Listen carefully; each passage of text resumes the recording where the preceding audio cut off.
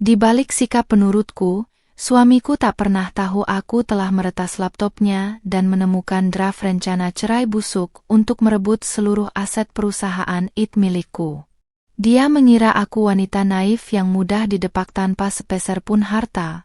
Namun dia lupa bahwa sebagai ahli sistem, aku sudah selangkah di depan untuk membalikkan keadaan dan menghancurkannya hingga tak tersisa. Apakah aku akan membiarkannya menang? Atau justru membuatnya mengemis di jalanan? Asal mana nih yang nonton? Coba tulis di komentar ya. Jangan lupa subscribe Cerita Dulu. Malam itu, dinginnya angin Jakarta terasa menusuk hingga ke tulang, memaksa lampu-lampu jalanan terlihat samar dari balik jendela kaca lantai 2 rumah kami yang sunyi. Aku terduduk di kursi kerja berbahan kulit hitam, memandangi pantulan diriku di cermin besar dekat sudut ruangan, di mana kain hijab pastel yang kulilit rapi di leher masih terpasang sempurna setelah seharian penuh memimpin rapat di kantor. Jam dinding digital di atas meja kerja terus berkedip, menunjukkan angka 2 dini hari, sebuah waktu yang biasanya kuhabiskan untuk beristirahat di samping suamiku yang selalu terlihat penuh kasih sayang. Namun malam ini berbeda, ada ketukan kecurigaan yang aneh di dalam dadaku sejak suamiku terburu-buru menutup laptopnya saat aku membawakannya secangkir teh hangat beberapa jam yang lalu. Pria yang kunikahi dengan segala janji manisnya itu kini tertidur pulas di kamar sebelah, meninggalkan atmosfer ruangan ini penuh dengan teka-teki yang menuntut jawaban instan dari instingku sebagai seorang praktisi teknologi informasi. Sebagai perempuan yang sudah bertahun-tahun bergelut di dunia pemrograman dan arsitektur sistem keamanan digital, jemariku bergerak sangat alami dan tanpa ragu saat menyalakan kembali perangkat laptop perak miliknya yang tertinggal di atas meja. Aku tahu persis setiap jengkal celah keamanan yang ada, karena akulah yang secara sukarela menyinkronkan seluruh perangkat di rumah ini ke dalam jaringan lokal privat demi kenyamanan mobilitas kerja kami berdua. Dengan beberapa ketukan taktis di atas papan tik, aku melewati protokol enkripsi standar yang dipasangnya tanpa kesulitan berarti, sebuah tindakan yang awalnya kupikir hanya untuk memuaskan rasa penasaran kecil tentang proyek bisnis terbarunya. Namun, layar monitor itu tiba-tiba menampilkan sebuah direktori tersembunyi dengan nama acak yang segera memicu alarm kewaspadaan di dalam kepalaku untuk menyelidikinya lebih jauh. Ketika folder itu terbuka, mataku tertuju pada sebuah draft dokumen format PDF berkode khusus yang baru saja dimodifikasi beberapa jam sebelum dia memejamkan mata di tempat tidur.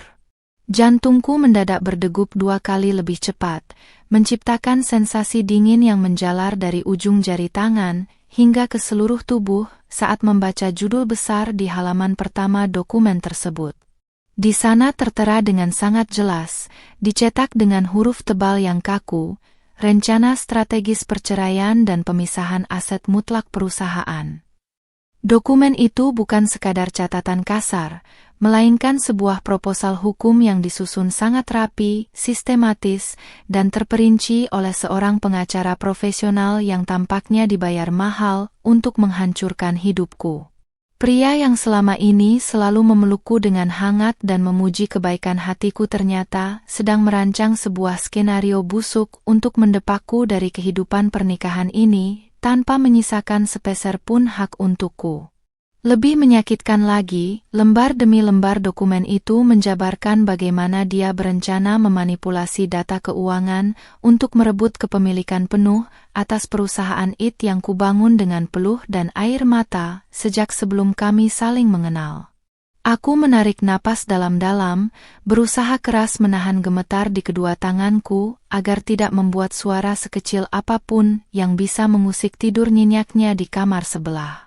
Di balik hijab yang kukenakan ini, otakku yang terbiasa berpikir logis dan analitis langsung bekerja cepat, memproses setiap baris kalimat manipulatif yang tertulis di dalam draft perceraian tersebut.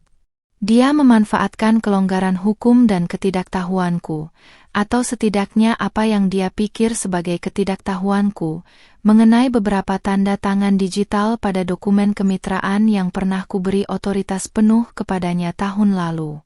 Suamiku rupanya sangat percaya diri bahwa aku hanyalah seorang istri penurut yang terlalu sibuk di laboratorium coding dan terlalu naif untuk mencurigai pergerakan finansial di rekening bersama kami. Dia benar-benar meremehkan fakta bahwa setiap sistem yang dia gunakan untuk menjebakku adalah sistem yang fondasinya kubuat dengan logikaku sendiri. Sambil terus membaca, aku menemukan rincian garis waktu yang dia buat, di mana dia berencana mengajukan gugatan cerai tersebut tepat pada hari jadi pernikahan kami yang berikutnya, beberapa bulan dari sekarang. Strateginya begitu rapi, termasuk mengumpulkan bukti-bukti palsu yang menyudutkan diriku seolah-olah aku adalah pihak yang menelantarkan urusan rumah tangga demi ambisi karir. Aku tersenyum kecut, sebuah senyuman getir yang lahir dari rasa kecewa yang teramat dalam terhadap laki-laki yang tadinya kuanggap sebagai pelindung dan tempatku bersandar. Pengkhianatan ini terasa begitu sempurna karena dia melakukannya dengan sangat tenang di depanku, berpura-pura menjadi suami yang suportif sambil perlahan-lahan menyuntikkan racun ke dalam bisnis yang menjadi sumber penghidupan ratusan karyawanku. Namun, rasa sedih itu tidak bertahan lama di dalam diriku. Perlahan-lahan, ruang kosong di hatiku digantikan oleh kobaran amarah yang dingin dan terkendali, sebuah bahan bakar baru untuk melakukan perlawanan. Aku segera menancapkan sebuah diska lepas terenkripsi ke port laptopnya, memindahkan seluruh salinan dokumen hukum, riwayat percakapan rahasianya dengan sang pengacara, serta log aktivitas keuangan ilegal yang telah dia lakukan di belakangku. Proses pemindahan data itu berjalan dalam hitungan detik, namun bagiku, setiap detiknya terasa seperti pernyataan perang yang resmi kubuat di dalam kegelapan malam ini. Setelah memastikan tidak ada jejak digital, log file, yang tertinggal dari aktivitas peretasanku, aku mematikan laptop tersebut dan mengembalikannya ke posisi semula, tepat seperti saat dia meninggalkannya. Aku bersandar di kursi, melipat kedua tanganku di dada sambil menatap langit-langit ruangan dengan pikiran yang kini telah sepenuhnya jernih dari rasa benci yang emosional. Dia menginginkan sebuah permainan catur hukum yang kotor, maka aku akan memberikannya sebuah pertandingan di mana dia bahkan tidak akan menyadari bahwa rajanya telah terkepung sejak langkah pertama. Aku berjalan perlahan menuju jendela besar, menatap keluar ke arah kerlip lampu-lampu gedung pencakar langit di kejauhan yang merefleksikan kompleksitas masalah yang kini kuhadapi. Pria itu mengira kelembutanku sebagai seorang wanita berhijab adalah cerminan dari kelemahan karakter yang bisa dia eksploitasi demi memuaskan keserakahannya akan harta benda.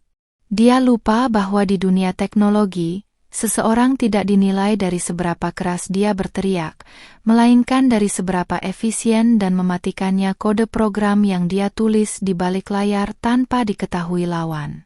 Langkah pertamaku besok pagi adalah menghubungi jaringan kolegaku di dunia perbankan dan hukum yang memiliki reputasi tak tertandingi untuk mulai memetakan serangan balik. Aku tidak akan membiarkan emosi sesaat merusak rencana ini. Setiap langkah yang kuambil harus terukur, legal, dan memiliki dampak yang menghancurkan bagi seluruh sekongkolannya. Keheningan malam itu kini terasa seperti sekutu terbaikku, memberikan ruang bagi strategiku untuk tumbuh dan mengakar dengan kuat sebelum fajar menyingsing. Sambil merapikan kembali posisi hijabku yang sedikit bergeser, aku berjanji pada diriku sendiri bahwa air mata kekecewaan yang sempat menggenang di sudut mata ini adalah air mata terakhir yang kujatuhkan untuknya. Mulai detik ini, tidak ada lagi istri yang naif dan selalu mengalah di rumah ini. Yang ada hanyalah seorang pemilik sah yang siap mempertahankan apa yang menjadi hak mutlaknya dengan segala cara. Suamiku akan tetap melihat senyuman manisku setiap pagi. Dia akan tetap menikmati sarapan yang kusiapkan dengan penuh perhatian, dan dia akan tetap merasa berada di atas angin. Semua kepura-puraan itu adalah bagian dari anestesi yang sengaja kuberikan agar dia tidak merasakan sakitnya pisau pembalasan yang sedang perlahan-lahan mendekati nadinya. Ketika aku melangkah masuk ke dalam kamar tidur utama yang remang-remang, kulihat tubuhnya yang tegap masih meringkuk di balik selimut tebal, tampak begitu polos dan tanpa dosa dalam tidurnya. Aku berdiri di sisi tempat tidur selama beberapa saat, memandanginya dengan tatapan datar yang kosong, tanpa ada lagi sisa-sisa rasa cinta yang dulu begitu membuncah di dalam dada. Sungguh ironis melihat bagaimana seseorang yang sangat kupercaya kini berubah menjadi musuh terbesar yang harus kuhadapi di dalam rumahku sendiri. Aku merebahkan tubuhku di sisi tempat tidur yang jauh darinya, menjaga jarak fisik yang kini mencerminkan jurang pemisah yang tak akan pernah bisa dijembatani lagi di antara kami berdua. Sambil memejamkan mata, aku membiarkan pikiranku menyusun baris-baris instruksi pembalasan, mengunci aset demi aset ke dalam sistem proteksi baru yang tak akan pernah bisa dia tembus, bahkan jika dia menggunakan 1000 pengacara sekalipun. Perlahan, gema adzan subuh mulai berkumandang dari kejauhan, memecah keheningan malam sekaligus menandai dimulainya babak baru dalam hidupku yang penuh dengan intrik ini. Suamiku menggeliat pelan, membuka matanya dan langsung melemparkan senyuman manis yang biasa dia gunakan untuk memanipulasiku selama setahun terakhir ini. "Pagi sayang, tumben sudah bangun?" Tanyanya dengan suara serak khas orang baru bangun tidur, sembari mencoba meraih tanganku dengan lembut. Aku membalas senyuman itu dengan ketenangan yang sempurna, menatap langsung ke dalam matanya tanpa ada sedikit pun keraguan yang tersisa di hatiku. "Pagi, Mas, aku cuma sedang mempersiapkan beberapa hal penting untuk masa depan kita nanti," jawabku lirih, menikmati kenyataan bahwa dia sama sekali tidak tahu bahwa di balik kalimat itu, aku sudah berada selangkah di depannya. Sinar matahari pagi mulai menerobos masuk melalui celah-celah gorden ruang makan, memantulkan kilau keemasan di atas meja marmer tempatku, menyajikan sarapan mewah kesukaannya. Aku duduk dengan tenang, sesekali membenarkan letak hijab pastelku sembari memperhatikan suamiku yang sedang melahap roti panggang dengan begitu lahapnya tanpa beban. Di balik penampilannya yang necis dengan kemeja kerja slim fit yang selalu rapi, aku tidak lagi melihat seorang pria penyayang, melainkan sebuah ancaman berjalan yang harus segera dijinakkan. Ponselnya yang tergeletak di samping piring sesekali bergetar, memunculkan notifikasi tanpa nama yang langsung dia balikkan posisinya, begitu menyadari tatapanku tertuju ke sana. Aku hanya tersenyum tipis, berpura-pura sibuk mengaduk teh hangatku, padahal di dalam kepala, aku sedang menghitung mundur waktu eksekusi skrip pelacakan yang sudah kutanam di perangkatnya semalam. Begitu mobilnya bergerak membelah kemacetan jalanan untuk menuju ke kantornya, aku segera melangkah cepat kembali ke ruang kerja pribadiku dan mengunci pintu dari dalam. Suasana sunyi di ruangan ini menjadi ruang tunggu yang sempurna bagi perang dingin yang baru saja resmi kumulai tanpa ada pertumpahan darah. Aku menyalakan komputer jinjing khusus milikku yang terhubung dengan peladen utama perusahaan IT yang kuanugerahi sistem keamanan tingkat tinggi. Jemariku dengan cepat mengetikkan beberapa baris perintah dalam bahasa pemrograman tingkat lanjut untuk memeriksa log aktivitas transfer data eksternal. Benar saja, sistem mendeteksi adanya upaya pengunduhan data sensitif secara berkala yang dilakukan dari alamat IP terenkripsi yang sangat kukenal, yaitu koneksi pribadi milik suamiku sendiri. Pengkhianatan ini ternyata berakar lebih dalam dari yang kuduga, karena dia tidak hanya mengincar harta pribadiku, melainkan berniat meruntuhkan seluruh fondasi bisnis yang menghidupi banyak orang. Dengan memanipulasi tanda tangan digital yang pernah kupercayakan kepadanya, dia secara diam-diam telah mendaftarkan sebuah entitas perusahaan bayangan atas namanya sendiri. Perusahaan fiktif itu sengaja dibuat untuk menampung pengalihan kontrak-kontrak proyek besar bernilai miliaran rupiah yang saat ini sedang dikerjakan oleh tim pengembangku. Pola licik ini disusun agar saat gugatan cerai itu dilayangkan nanti, perusahaan utamaku akan terlihat pilot secara hukum, sementara seluruh keuntungannya telah berpindah tangan ke rekening rahasianya. Aku menyandarkan punggung, menarik napas panjang untuk meredam gemuruh amarah yang mendadak bangkit kembali di dalam dada. Namun, amarah tanpa tindakan logis adalah sebuah kebodohan, dan sebagai seorang ahli sistem, aku tahu bahwa emosi hanya akan merusak akurasi strategi pembalasanku. Aku segera membuka aplikasi pesan terenkripsi untuk menghubungi seorang rekan lama, seorang konsultan hukum spesialis korporasi korporat yang memiliki reputasi dingin dan tak pernah kalah di pengadilan. Tanpa membuang waktu, aku mengirimkan seluruh salinan dokumen biner dan log forensik digital yang berhasil kuunduh dari laptop suamiku pada malam sebelumnya. Kami menjadwalkan sebuah pertemuan rahasia di sebuah kafe terpencil di pinggiran kota untuk membahas langkah-langkah hukum yang mutlak tanpa celah. Aku harus memastikan bahwa ketika bom waktu ini meledak, tidak akan ada satupun celah hukum yang bisa digunakannya untuk meloloskan diri dari jerat pidana. Sambil menunggu balasan dari pengacaraku, aku mulai menyusun rencana pengamanan aset digital internal perusahaan agar tidak bisa disentuh lagi oleh akses administrasinya. Aku membuat sebuah protokol keamanan baru yang kusebut sebagai protokol isolasi, di mana seluruh hak akses suamiku diturunkan menjadi sekadar pengguna biasa tanpa dia sadari. Di layar monitornya nanti, semua akan terlihat berjalan normal seperti biasa, namun setiap data yang dia unduh mulai sekarang adalah data tiruan yang sudah dimodifikasi. Aku sengaja memasukkan algoritma data palsu berisi laporan keuangan yang telah disesuaikan untuk menjebaknya agar mengira rencananya berjalan dengan sangat sempurna. Biarlah dia menari di atas angin palsu yang kuciptakan, karena semakin tinggi dia terbang, akan semakin hancur tubuhnya saat kuhempaskan nanti. Siang harinya, aku melangkah keluar rumah dengan penampilan yang tetap anggun dan bersahaja, mengenakan pakaian berpotongan modern yang rapi namun tetap menutup aurat dengan sempurna. Langkah kakiku mantap menuju tempat pertemuan rahasia, membelah keramaian kota dengan keyakinan penuh bahwa keadilan berada di pihakku. Sesampainya di kafe yang bernuansa temaram itu, pengacaraku sudah duduk menanti dengan tumpukan berkas yang langsung dia rapikan begitu melihat kedatanganku.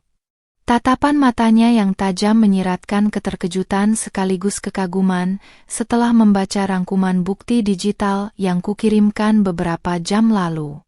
Dia berbisik lirih bahwa apa yang dilakukan suamiku bukan lagi sekadar permasalahan rumah tangga, melainkan tindak pidana pencurian aset korporasi yang sangat berat. Kita bisa menghancurkannya sekarang juga jika kamu mau, ujar pengacaraku sambil menyodorkan sebuah draft pelaporan resmi ke pihak berwajib dengan raut wajah serius. Aku menatap berkas itu selama beberapa saat, lalu menggelengkan kepala perlahan disertai sebuah senyuman misterius yang syarat akan makna pembalasan. Aku menjelaskan bahwa menangkapnya sekarang terlalu cepat dan terlalu mudah, karena dia belum merasakan bagaimana rasanya kehilangan segalanya di puncak harapan. Aku ingin dia tetap mengajukan gugatan cerai itu dengan rasa percaya diri yang tinggi, mengira dirinya telah memenangkan seluruh harta dan menjatuhkanku. Tepat di saat dia membuka mulutnya di depan majelis hakim untuk mengklaim asetku, disitulah aku akan menjatuhkan kartu as yang akan menjebloskannya langsung ke balik jeruji besi. Pertemuan itu berakhir dengan kesepakatan bahwa tim hukumku akan bergerak di bawah tanah, mengawasi setiap pergerakan rekening bank dan pengacara yang disewa oleh suamiku. Aku berjalan kembali menuju mobilku dengan perasaan yang jauh lebih lega, merasakan kendali permainan kini telah sepenuhnya berada di dalam genggamanku. Di dalam perjalanan pulang, suamiku mengirimkan sebuah pesan singkat bernada manis, menanyakan apakah aku ingin dibelikan makan malam kesukaanku saat dia pulang nanti.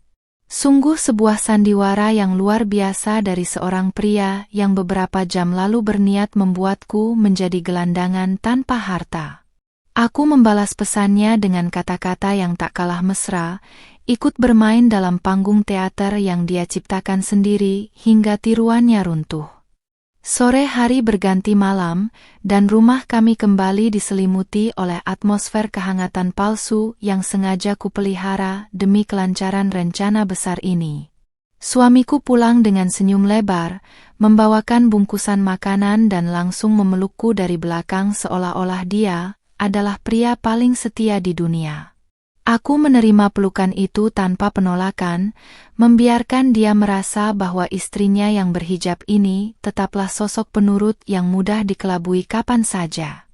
Saat kami makan bersama, dia mulai memancing obrolan tentang masa depan perusahaan dan menyarankan agar aku melimpahkan sebagian saham utama kepadanya demi alasan efisiensi pajak. Aku mendengarkan argumennya dengan saksama, mengangguk-angguk kecil seolah menyetujui idenya, padahal di dalam hati aku sedang menertawakan kebodohannya. Setelah makan malam selesai, dia kembali pamit untuk menyelesaikan beberapa pekerjaan di laptopnya, duduk di sudut ruangan yang sama dengan malam sebelumnya.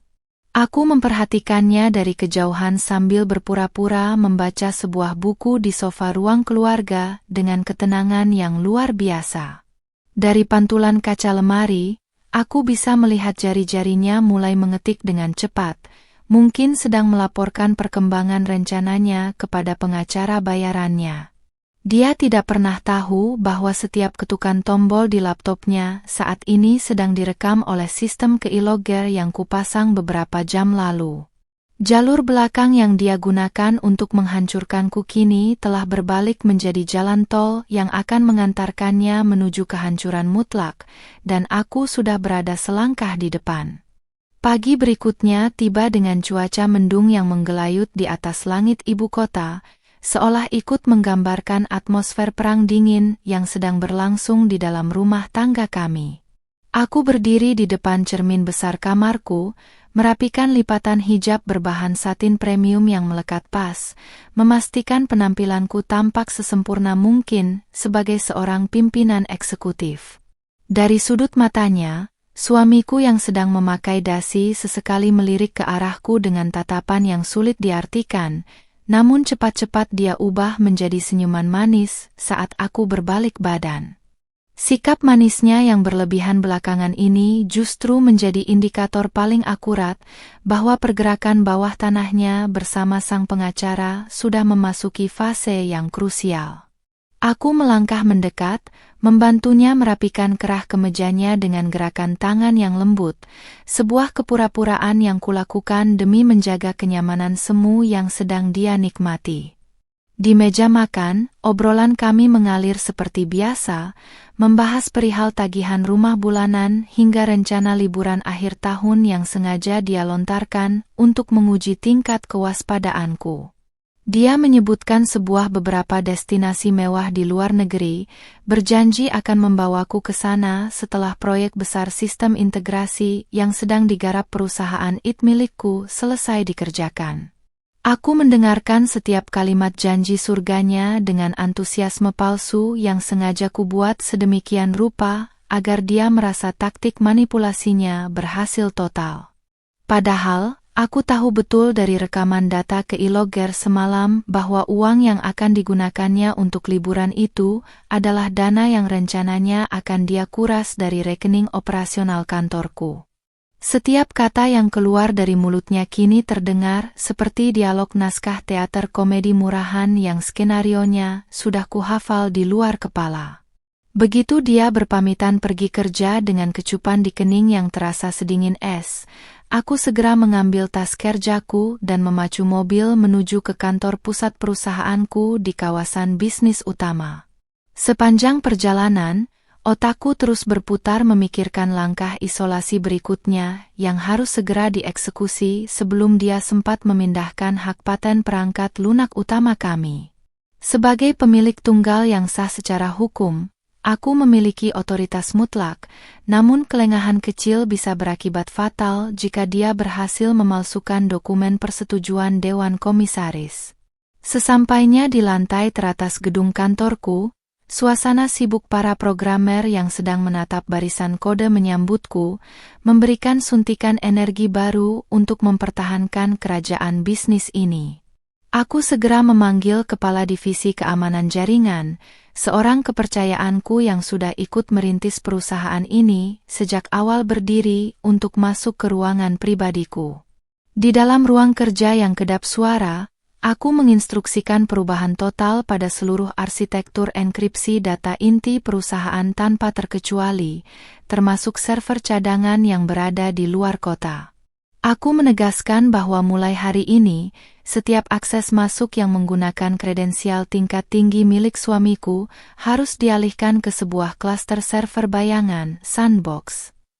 Di dalam ruang simulasi digital tersebut, suamiku akan melihat semua data keuangan dan operasional berjalan normal, lengkap dengan grafik keuntungan yang terus meningkat demi memuaskan egonya. Namun pada kenyataannya, seluruh aktivitas transaksi yang asli telah kupindahkan ke dalam jaringan tersembunyi yang baru yang hanya bisa diakses menggunakan verifikasi biometrik milikku sendiri. Kepala Divisi Keamanan sempat tertegun mendengar perintah ekstrim ini, tetapi kesetiaannya yang tinggi membuatnya langsung mengangguk patuh tanpa banyak bertanya. Menjelang siang, sebuah pesan singkat dari pengacara pribadiku masuk ke ponsel khusus yang sengaja kugunakan hanya untuk keperluan darurat ini. Dia mengabarkan bahwa tim investigasi finansial yang kami sewa telah menemukan pergerakan mencurigakan pada beberapa rekening pihak ketiga yang diduga kuat sebagai kaki tangan suamiku. Pria yang masih menyandang status sebagai suamiku itu, rupanya telah menyetor sejumlah dana taktis kepada seorang oknum pejabat di Dinas Perizinan untuk mempercepat legalitas perusahaan bayangannya. Informasi ini menjadi amunisi yang sangat berharga bagiku, karena menyuap pejabat publik adalah tindakan pidana berat yang bisa menyeretnya langsung ke dalam sel tahanan bahkan sebelum kasus perceraian kami dimulai. Aku membalas pesan itu dengan instruksi tegas untuk terus mengumpulkan bukti transfer dan rekaman percakapan yang valid agar tidak bisa disanggah di pengadilan kelak. Sambil menikmati makan siang yang diantarkan ke kubikel kerjaku, aku membuka laptop dan memantau aktivitas digital suamiku dari jarak jauh melalui sistem mata-mata yang kutanam di perangkatnya.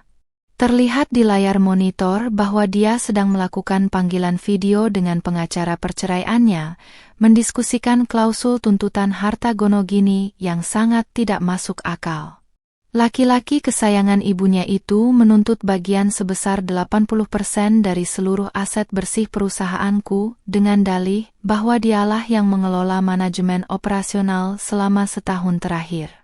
Aku hampir saja tertawa lepas di dalam ruangan yang sepi ini, melihat betapa tingginya rasa percaya diri yang dimiliki oleh seorang penipu amatir sepertinya. Dia benar-benar mengira bahwa penampilan bersahajaku dengan hijab dan tutur kata yang santun menandakan bahwa aku adalah mangsa yang bodoh dan tidak berdaya. Sore harinya, aku sengaja pulang lebih awal ke rumah dan menyempatkan diri untuk mampir ke sebuah butik pakaian muslimah modern di pusat perbelanjaan. Aku membeli beberapa potong busana baru dengan potongan elegan yang pas di badan namun tetap menjaga batas kesopanan, sebuah persiapan psikologis untuk menunjukkan bahwa aku tidak hancur oleh tekanannya. Ketika aku sampai di rumah, suamiku ternyata sudah berada di ruang tengah, tampak sedang terburu-buru menyembunyikan beberapa lembar kertas bermaterai ke dalam tas kerjanya. Aku berpura-pura tidak melihat kepanikannya yang canggung dan langsung menyapanya dengan senyuman hangat sembari memamerkan belanjaan baruku di depannya. Dia menghela napas lega yang tertahan, lalu memuji penampilanku dengan kata-kata manis yang terdengar sangat dipaksakan demi menutupi rasa bersalahnya. Malam itu, dia mengajakku makan malam di sebuah restoran mewah berpemandangan lampu kota yang romantis, sebuah taktik klasik untuk membuatku tetap berada dalam kondisi tenang dan tidak curiga. Di sela-sela hidangan utama, dia menggenggam tanganku erat, menatap mataku dengan pandangan yang penuh kepalsuan sembari mulai melancarkan bujuk rayu terbarunya. Dia memintaku untuk menandatangani sebuah surat kuasa pengurusan aset dengan alasan untuk memudahkan proses peminjaman dana segar dari bank demi ekspansi bisnis perusahaanku. Aku menatap lembaran kertas yang dia sodorkan dari balik jas rapinya, merasakan detak jantungku berdegup kencang bukan karena takut, melainkan karena kegembiraan menyambut jebakan yang dia buat sendiri.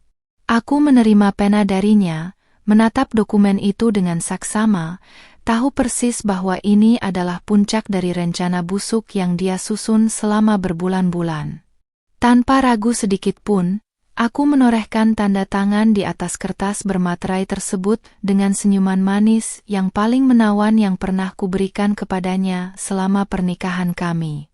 Suamiku tidak pernah tahu bahwa tanda tangan yang kuberikan malam itu adalah tanda tangan digital dengan kode verifikasi yang sudah diubah validitasnya melalui sistem kriptografi. Secara hukum formal, dokumen itu sama sekali tidak memiliki kekuatan hukum karena kode enkripsi yang tertanam di dalamnya mengarah pada pernyataan penolakan otomatis yang tersimpan di peladen pengacaraku. Begitu melihat goresan penaku, binar kemenangan yang serak langsung terpancar dari sepasang matanya yang serakah, mengira bahwa malam ini dia telah berhasil merampas seluruh jerih payahku.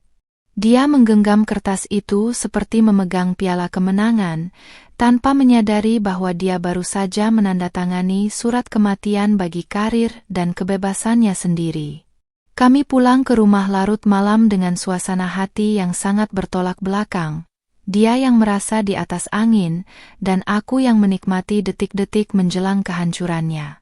Sesampainya di kamar, dia langsung tertidur dengan sangat lelap, mungkin merasa beban berat di pundaknya untuk menipuku telah selesai dengan ditandatanganinya surat kuasa palsu tersebut.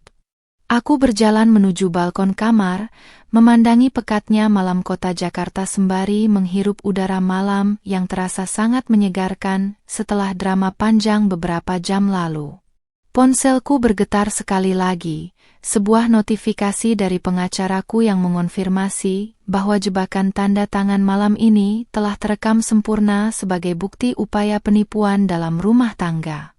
Aku tersenyum lebar menatap langit malam, berbisik lirih dalam hati bahwa panggung sandiwara ini akan segera berakhir, dan suamiku tercinta akan segera merasakan akibat dari meremehkan istri yang dikira selangkah di belakangnya. Pagi ini kumulai dengan ritme yang jauh lebih tenang, menyeduh kopi hitam tanpa gula untuk diriku sendiri sementara suamiku masih sibuk bersiap di depan cermin kamar mandi. Kain hijab katun bernuansa abu-abu muda yang kukenakan hari ini terasa pas dan nyaman, membingkai wajahku yang kini memancarkan aura ketegasan tanpa sedikit pun sisa keraguan.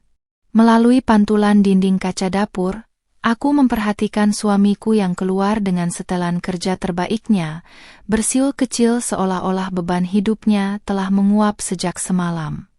Surat kuasa palsu yang dia dapatkan dengan cara licik itu, tampaknya benar-benar membuat tingkat percaya dirinya melonjak drastis hingga ke titik tertinggi. Aku menyapanya dengan senyuman santun seperti biasa, menyodorkan segelas jus jeruk segar yang dia terima dengan usapan lembut di bahuku, sebuah gestur manipulatif yang kini hanya membuatku ingin tertawa. Begitu dia melangkah keluar dari pintu rumah dengan langkah tegap penuh kemenangan, aku segera membuka tablet pribadiku yang sudah terhubung dengan jaringan pengawas internal. Aku bisa melihat bahwa hal pertama yang dilakukan suamiku saat duduk di dalam mobilnya adalah menelepon seseorang, yang tak lain adalah pengacara pribadinya. Melalui penyadapan audio legal yang telah diotorisasi oleh tim hukumku atas dasar perlindungan aset korporasi, aku mendengar suaranya yang terdengar sangat bersemangat.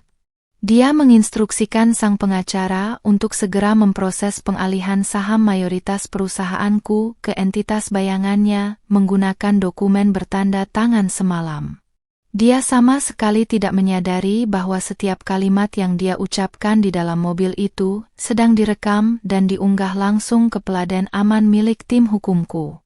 Sambil menikmati sisa kopiku, aku menelepon kepala divisi keuangan perusahaanku, seorang wanita parubaya yang integritasnya tidak perlu diragukan lagi sejak awal perusahaan ini berdiri.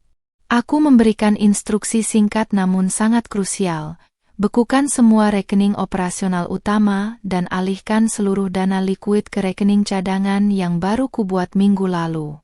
Rekening baru ini berada di bawah pengawasan ketat bank rekanan internasional yang menggunakan sistem verifikasi berlapis, sehingga tidak akan bisa disentuh oleh surat kuasa manapun. Aku juga memintanya untuk membiarkan rekening lama tetap terlihat aktif dengan saldo minimal yang cukup untuk memancing suamiku melakukan penarikan pertama. Ini adalah umpan yang sengaja kupasang agar dia melakukan tindakan eksekusi finansial secara nyata, yang akan menjadi bukti konkret pencurian dana di mata hukum. Tepat pukul 11 siang, sebuah notifikasi darurat masuk ke ponsel pribadiku, menandakan adanya aktivitas penarikan dana dalam jumlah besar dari rekening operasional lama. Layar monitor menunjukkan bahwa seseorang sedang mencoba memindahkan dana sebesar 2 miliar rupiah ke rekening sebuah perusahaan asing yang baru terdaftar.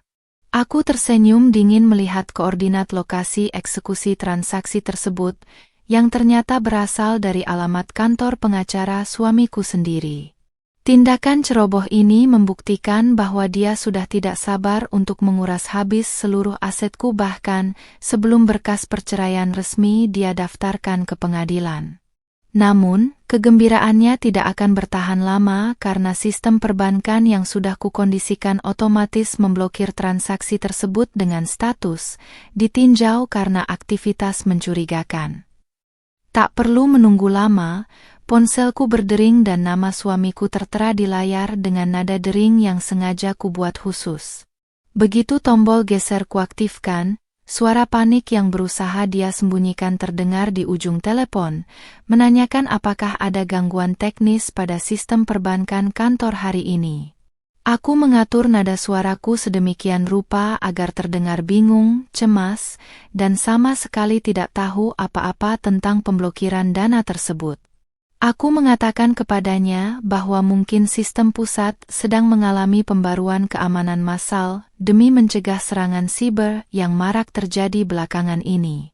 Jawaban itu tampak berhasil menenangkannya, karena dia segera menghela napas panjang dan memintaku untuk tidak khawatir, berjanji akan membantu memeriksa masalah itu nanti sore. Setelah menutup telepon, aku segera bersiap-siap untuk pergi ke kantor polisi bersama pengacara pribadiku demi menyerahkan seluruh berkas laporan tindak pidana penipuan. Mengenakan tunik panjang berpotongan longgar yang elegan, aku melangkah keluar rumah dengan keyakinan penuh bahwa hari penghakiman untuknya sudah semakin dekat. Di dalam mobil, pengacaraku menunjukkan dokumen tanggapan resmi dari pihak bank yang menyatakan bahwa tindakan suamiku memenuhi unsur percobaan penggelapan dana korporasi. Bukti digital berupa log forensik, rekaman audio, dan dokumen palsu yang dia buat semalam sudah lebih dari cukup untuk membuat pihak berwajib mengeluarkan surat perintah penyelidikan. Aku menatap keluar jendela, menyaksikan rintik hujan yang mulai membasahi jalanan kota, merasa bahwa keadilan sedang berjalan beriringan bersamaku. Sesampainya di markas kepolisian, kami disambut oleh tim penyidik spesialis kejahatan siber dan ekonomi yang langsung memeriksa tumpukan berkas yang kami bawa. Proses penyerahan laporan berjalan sangat lancar karena seluruh bukti yang kusuguhkan disusun dengan tingkat akurasi tinggi khas seorang analis sistem. Para penyidik bahkan sempat menggelengkan kepala melihat bagaimana suamiku dengan begitu berani memalsukan sertifikat digital demi merebut kepemilikan perusahaan. Mereka memastikan bahwa kasus ini akan segera dinaikkan ke tahap penyidikan dalam waktu kurang dari 24 jam karena skala kerugian yang berpotensi masif. Aku menandatangani berita acara pemeriksaan dengan tangan yang mantap, tahu bahwa ini adalah paku pertama yang kutancapkan pada peti mati karirnya. Sore harinya, aku kembali ke kantor untuk memastikan seluruh operasional perusahaan tetap berjalan normal tanpa terganggu oleh ketegangan di balik layar ini. Para karyawan tetap bekerja dengan ceria, tidak tahu bahwa pimpinan mereka baru saja melewati salah satu badai terbesar dalam kehidupan personalnya. Aku memandangi ruang kerja suamiku yang kosong di ujung koridor, tempat di mana dia biasanya duduk berakting sebagai direktur operasional yang berdedikasi tinggi. Sungguh sebuah ironi yang luar biasa ketika tempat yang dia gunakan untuk menyusun rencana menghancurkanku kini telah berubah menjadi jebakan yang mengurung dirinya sendiri. Aku berjanji dalam hati tidak akan membiarkan satu jengkal pun dari ruang kerja ini jatuh ke tangannya saat semua drama ini berakhir nanti. Ketika malam tiba dan aku kembali ke rumah, suamiku sudah menungguku di ruang tengah dengan wajah yang tampak sangat kelelahan dan penuh beban pikiran. Dia mencoba tersenyum saat melihatku masuk, namun lingkaran hitam di bawah matanya tidak bisa berbohong tentang stres yang sedang dia hadapi akibat pemblokiran dana siang tadi. Aku berjalan mendekat, meletakkan tasku, lalu menawarkan diri untuk memijat bahunya yang tegang sebagai bentuk kepura-puraan terakhirku sebelum badai besar melanda. Dia menggenggam tanganku erat, berterima kasih atas perhatianku, dan berbisik bahwa dia sangat beruntung memiliki istri yang begitu solihah dan penurut sepertiku. Aku membalas bisikannya dengan anggukan pelan, menikmati setiap detik kepalsuan yang dia ucapkan di bawah atap rumah yang sebentar lagi bukan lagi miliknya. Kami menghabiskan sisa malam itu dalam keheningan yang mencekam bagi dirinya, namun terasa sangat menenangkan bagi jiwaku yang sudah selangkah di depan. Saat dia akhirnya tertidur karena kelelahan mental, aku berdiri di samping tempat tidur, menatap wajahnya untuk yang terakhir kali dengan status sebagai seorang istri yang sah. Besok pagi, surat panggilan dari pihak kepolisian dan gugatan pembatalan seluruh hak aksesnya akan tiba di mejanya secara bersamaan tanpa peringatan apapun. Tidak akan ada lagi ruang untuk negosiasi, tidak akan ada lagi senyuman manis kepura-puraan, dan tidak ada lagi kesempatan baginya untuk berbalik arah. Aku berjalan menuju ruang tengah, mematikan lampu satu persatu, membiarkan kegelapan malam menelan seluruh rencana busuknya yang kini telah hancur berantakan di tanganku. Fajar menyingsing dengan kilatan petir yang samar di ufuk timur, membawa gemuruh yang seakan mengisyaratkan bahwa hari pembalasan yang sesungguhnya telah tiba di depan pintu rumah kami. Aku terbangun lebih awal, segera mengambil air wudhu dan menunaikan ibadah dengan kehusyukan yang mendalam, memohon kekuatan agar hatiku tetap kokoh melangkah di jalan keadilan. Hijab voal berwarna biru dongker yang kupilih hari ini dipadukan dengan setelan blazer formal yang memberikan kesan tegas, sangat kontras dengan penampilanku yang biasanya terlihat santai saat di rumah. Di meja makan, aku sengaja tidak menyiapkan sarapan serumit biasanya, hanya menyediakan secangkir kopi hitam dan beberapa potong roti tawar yang kering untuk suamiku. Ketika dia keluar dari kamar dengan wajah yang masih kusut akibat kurang tidur, aku bisa merasakan ketegangan yang luar biasa menjalar dari setiap gerak-geriknya yang serba canggung.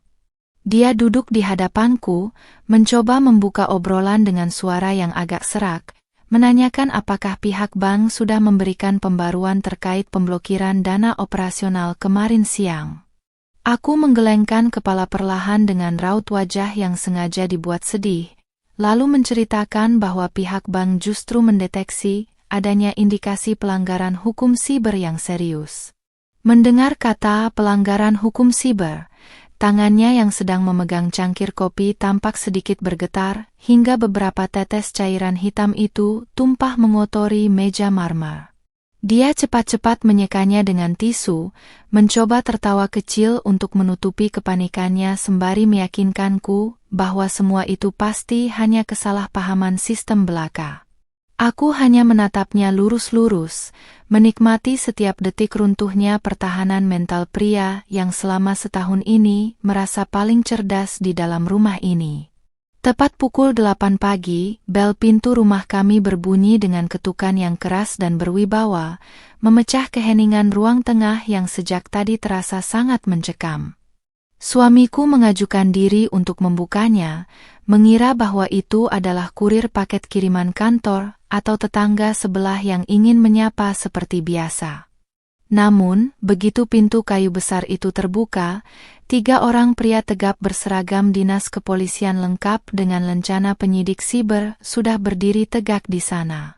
Wajah suamiku mendadak berubah menjadi pucat pasi seputih kertas saat salah satu petugas menyebutkan nama lengkapnya dan menyodorkan sebuah amplop coklat besar bermaterai resmi. Surat itu adalah surat panggilan pemeriksaan tingkat pertama atas dugaan kasus percobaan penggelapan aset korporasi dan pemalsuan dokumen digital yang dilaporkan kemarin. "Mas, ada apa di depan?" Tanyaku dengan nada suara yang sengaja dikondisikan agar terdengar panik dan bingung, berjalan mendekati pintu sembari membetulkan posisi jilbabku. Salah seorang penyidik dengan sangat sopan menjelaskan kepadaku bahwa mereka membawa surat perintah penyitaan sementara untuk beberapa perangkat elektronik yang diduga digunakan untuk melakukan tindak pidana. Suamiku menoleh ke arahku dengan tatapan mata yang penuh permohonan, berharap aku akan berteriak membela atau menggunakan pengaruhku sebagai pemilik perusahaan untuk mengusir petugas tersebut. Namun, alih-alih membantunya, aku justru mundur 1 langkah dan mempersilakan para petugas masuk dengan sikap yang sangat kooperatif dan menghormati proses hukum. Aku mengatakan kepada petugas bahwa sebagai warga negara yang taat hukum, kami akan menyerahkan semua perangkat yang dibutuhkan untuk mempercepat proses penyelidikan. Petugas segera bergerak menuju ruang kerja tengah dan menyita laptop perak milik suamiku, perangkat yang sama yang dia gunakan untuk menyusun draft perceraian dan mengakses basis data kantorku. Melihat benda itu dimasukkan ke dalam kantong barang bukti plastik transparan, suamiku tampak lemas hingga harus berpegangan pada pinggiran meja agar tidak terjatuh ke lantai. Dia mencoba memprotes dengan suara yang gemetar, mengatakan bahwa di dalam laptop itu terdapat data pribadi yang sangat rahasia dan tidak boleh diakses oleh sembarang orang. Penyidik dengan tegas memotong kalimatnya, menyatakan bahwa segala bentuk penolakan terhadap surat perintah pengadilan ini bisa dikategorikan sebagai tindakan merintangi proses penyidikan hukum. Mendengar ketegasan petugas, dia akhirnya terbungkam 1000 bahasa, menyadari bahwa ruang geraknya kini telah terkunci sepenuhnya dari segala arah. Sebelum meninggalkan rumah, salah satu penyidik menyerahkan salinan berita acara penyitaan kepadaku dan mengingatkan suamiku untuk hadir di markas kepolisian besok pagi tanpa alasan menunda. Begitu pintu rumah kembali tertutup rapat dan para petugas berlalu, suamiku langsung berbalik ke arahku dengan kemarahan yang meluap-luap yang selama ini dia sembunyikan di balik topeng manisnya. Dia menuduhku sebagai istri yang tidak berguna, karena membiarkan polisi menggeledah rumah dan mempermalukannya di depan para tetangga kompleks perumahan. "Kenapa kamu diam saja, Rania? Kamu kan pemilik perusahaan, harusnya kamu bisa bilang kalau itu cuma masalah internal kantor." Bentaknya dengan urat-urat leher yang menonjol kemerahan karena frustrasi. Aku tidak membalas bentakannya dengan emosi, melainkan berjalan dengan sangat tenang menuju sofa, lalu duduk dengan keanggunan seorang pemenang yang sudah menguasai seluruh papan catur. Aku menatapnya dari ujung kepala hingga ujung kaki dengan pandangan dingin yang belum pernah dia lihat selama kami menjalani biduk rumah tangga ini. Aku melipat kedua tanganku di dada, menarik napas dalam-dalam, lalu mengeluarkan ponsel pribadiku yang menampilkan layar utama sistem pelacakan data korporasi. Untuk apa aku membela seorang pencuri yang berniat membuatku menjadi gelandangan di perusahaan yang kubangun sendiri, Mas Rendra? Tanyaku dengan nada suara yang sangat lirih namun syarat akan penekanan yang mematikan. Mendengar kalimat yang keluar dari mulutku, bentakan kemarahan yang tadi berkobar di wajahnya mendadak padam, digantikan oleh ekspresi keterkejutan yang luar biasa hingga mulutnya sedikit terbuka. Dia mencoba mengelak dengan terbata-bata, menanyakan apa maksud dari perkataanku dan menuduhku sedang berhalusinasi karena terlalu banyak bekerja di lab pemrograman. Aku tersenyum kecut, lalu memutar sebuah rekaman audio singkat di ponselku, rekaman percakapan teleponnya dengan sang pengacara yang membahas pembagian aset 80% milikku. Suara aslinya yang terdengar sangat serakah membelah keheningan ruang tamu, menjadi bukti tak terbantahkan bahwa seluruh topeng busuknya telah terkelupas habis di depanku pagi ini. Kamu meretas ponselku? Tanyanya dengan suara yang nyaris berbisik, langkah kakinya mundur beberapa senti seolah-olah sedang melihat sosok monster yang menakutkan di balik hijab bersahajaku. Aku berdiri dari sofa, melangkah mendekatinya perlahan-lahan dengan tatapan mata yang tajam yang mengunci seluruh pergerakannya di sudut ruangan yang sempit. Aku menjelaskan kepadanya bahwa sebagai seorang ahli sistem, menembus pertahanan digital amatir yang dia buat adalah hal yang paling mudah kulakukan dalam hitungan menit. Aku juga menambahkan bahwa surat kuasa yang dia banggakan sejak semalam tidak lebih dari sekadar selembar kertas sampah yang tidak memiliki kekuatan hukum sedikit pun di pengadilan manapun. Hari yang cerah kini telah sepenuhnya digantikan oleh hujan deras yang mengguyur kota, seiring dengan runtuhnya seluruh dunia manipulasi yang telah dibangun Rendra selama ini. Dia terduduk lemas di atas lantai, memandangi ujung sepatuku dengan tatapan kosong, menyadari bahwa posisinya kini telah berbalik menjadi mangsa yang terpojok. Tidak ada lagi kata-kata manis, tidak ada lagi senyuman manipulatif, dan tidak ada lagi jalan keluar yang bisa dia gunakan untuk menyelamatkan dirinya dari kehancuran. Aku berjalan melewatinya begitu saja untuk mengambil tas kerjaku, meninggalkan pria itu sendirian di dalam kegelapan ruang tamu yang kini terasa seperti sel penjara awal baginya. Sebelum melangkah keluar pintu menuju kantor, aku menoleh sedikit dan berbisik, "Sampai jumpa di kantor polisi besok pagi, Mas. Pastikan kamu membawa pengacara terbaikmu, karena aku tidak akan memberikan ampun sedikit pun." Ruangan penyidikan siber pagi itu terasa begitu pengap, aroma kopi instan dan tumpukan kertas laporan memenuhi setiap sudut ruangan yang hanya dibatasi oleh sekat-sekat triplex kelabu. Aku duduk dengan tenang di salah satu kursi plastik, merapikan jilbab voal hitamku yang kontras dengan kemeja putih formal yang kukenakan khusus untuk hari ini. Di seberang meja, suamiku duduk didampingi seorang pria parubaya berjas necis yang terus-menerus menyeka keringat di dahinya dengan sapu tangan. Tatapan mata suamiku tidak lagi memancarkan keangkuhan seperti beberapa hari lalu, kini matanya tampak sayu, memerah, dan selalu menghindari kontak mata langsung denganku. Penyidik senior yang berada di depan kami mulai menyalakan komputer dan membuka folder barang bukti digital yang telah mereka ekstraksi dari laptop yang disita kemarin. Ketegangan semakin memuncak saat penyidik memutar rekaman log aktivitas jaringan yang menunjukkan bahwa ada upaya pengunduhan data massal pada jam 2 malam dari IP privat rumah kami. Pengacara suamiku mencoba menyela dengan argumen bahwa akses tersebut adalah hal yang wajar mengingat kliennya menjabat sebagai direktur operasional di perusahaan IT milikku. Namun, penyidik dengan taktis mematahkan argumen tersebut dengan menunjukkan bahwa data yang diunduh adalah algoritma inti dan cetak biru sistem keamanan yang tidak termasuk dalam ranah kerja operasional manajemen. Mendengar penjelasan runtut dari penyidik, pengacara tersebut langsung terdiam dan menoleh ke arah kliennya dengan raut wajah penuh kekecewaan.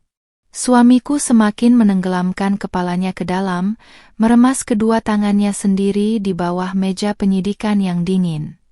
Penyidik kemudian beralih ke barang bukti berikutnya, yaitu selembar dokumen fisik berisi surat kuasa pengalihan aset yang telah ditandatangani di restoran mewah malam itu. Pengacara suamiku sempat tersenyum tipis, mengira dokumen ini bisa menjadi kartu as untuk membela kliennya dari tuduhan pencurian dan penggelapan dana korporasi. Dia menyatakan dengan percaya diri bahwa kliennya memiliki hak penuh atas tindakan finansial tersebut karena sudah mengantongi izin tertulis yang sah dari aku sebagai pemilik tunggal. Aku hanya menatap mereka berdua dengan senyuman tipis yang penuh arti, membiarkan mereka merasa berada di atas angin untuk beberapa detik sebelum kebenaran seutuhnya diungkapkan oleh pihak berwajib. Detik berikutnya, penyidik membuka hasil analisis laboratorium forensik digital yang memeriksa validitas tanda tangan kriptografi yang tertanam di dalam dokumen tersebut.